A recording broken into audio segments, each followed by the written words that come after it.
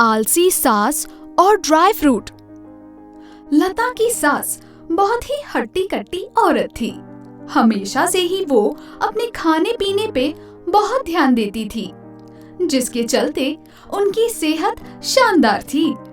उन्हें फ्रूट और सेहतमंद चीजें खाना बहुत पसंद था, लेकिन कम आमदनी होने की वजह से रोज रोज इतने फ्रूट, काजू, बादाम वगैरह लाना लता और उसके पति के लिए बहुत ही मुश्किल था।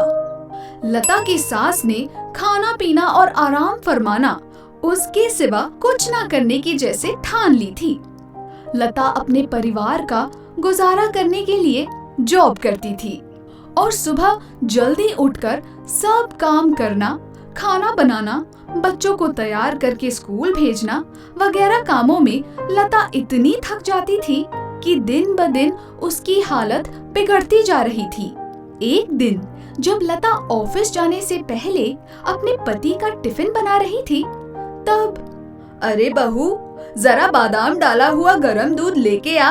हाँ माँ जी, बस कुकर गैस पर से उतार लूं, फिर लाती हूँ। इस पर लता की सास ने उसे बहुत बुरा भला कहा। तुझे इतनी बार कहा है कि जब मैं कुछ कहूँ तो उसे तुरंत ही कर दिया कर।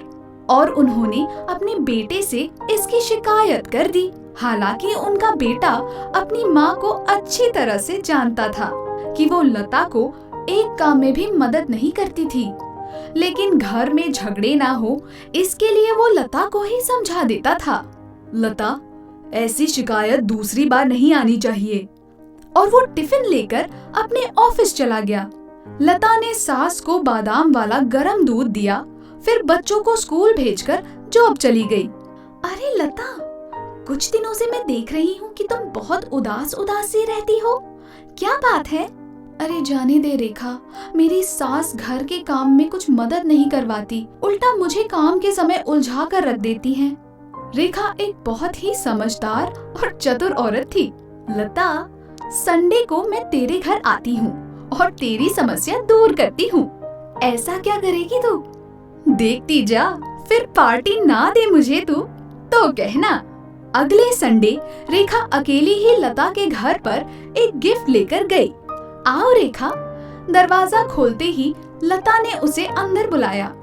लता की सास ने रेखा के हाथ में राखी गिफ्ट देखा और कहा, तुम ये गिफ्ट किसके लिए लेकर आई हो? अरे माँ जी, ये आपके लिए ही लाई हूँ। मेरी सास हर संडे को ये गिफ्ट लाती है। लीजिए, आप रखिए इस गिफ्ट को। ऐसी बढ़िया गिफ्ट कौन देता है? अरे माँ जी, आप जानती हैं, यहाँ पास में ही एक भजन मंडली है जिसे एक बहुत बड़े और अमीर इंसान के द्वारा चलाया जाता है। वहाँ जो ज्यादा से ज्यादा समय देता है उसे सब तरह के फ्रूट, काजू बादाम वगैरह जैसी सेहतमंद चीजें फ्री में दी जाती है। और जो सबसे ज्यादा भजन पर ध्यान देते हैं उन्हें हर संडे को ड्राई फ्रूट के पैकेट्स भी दिए जाते हैं। लता की सास बड़े ही ध्यान से सुन रही थी। रेखा ने अब बाजी पलटी। लेकिन आप रहने दो, आपकी उम्र हो गई है और आपको आराम की सख्त जरूरत है। रेखा ने लता को तिरछी नजरों से देखते हुए कहा। अरे नहीं नहीं, मैं तो हट्टी कट्टी हूँ अभी, मैं कल से ही वहाँ जाती हूँ। लता की सास ने अपनी जगह से उठते हुए कहा। ठीक है माँ जी, सोच लो, थोड़ी बहुत मेहनत तो करनी ही पड़ेगी।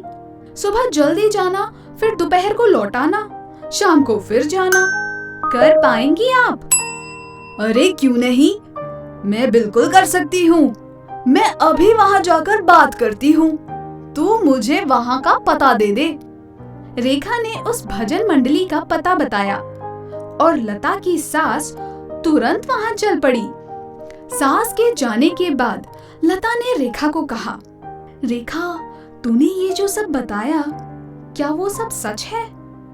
अरे पगली, डर मत, मेरी सास भी वहीं जाती है। वहाँ वाकई में बूढ़े लोगों का ख्याल रखा जाता है और उनकी सेहत की देखभाल भी की जाती है। वो एक वृद्ध सेवा संस्था है। फिर लता और रेखा ने खूब सारी गपशप की और लता ने रेखा का धन्यवाद किया। दूसरे दिन जब तक लता सो के उठती, उसकी सास तैयार हो चुकी थी और दूध भी अपने आप गर्म करके पी रही थी। अरे माँ जी, आप ये सब क्यों कर रही हैं? बहू, मुझे देर हो रही है। अब से मैं खुद ही अपने आप सब निपटा कर चली जाऊंगी। और हाँ, मुझे आने में देर हो सकती है। तुम खाना रख देना, मैं आके गरम करके खा लूंगी। उसके बाद लता को बड़ी ही शांति हो गई और उसकी हालत जल्द ही ठीक होने लगी।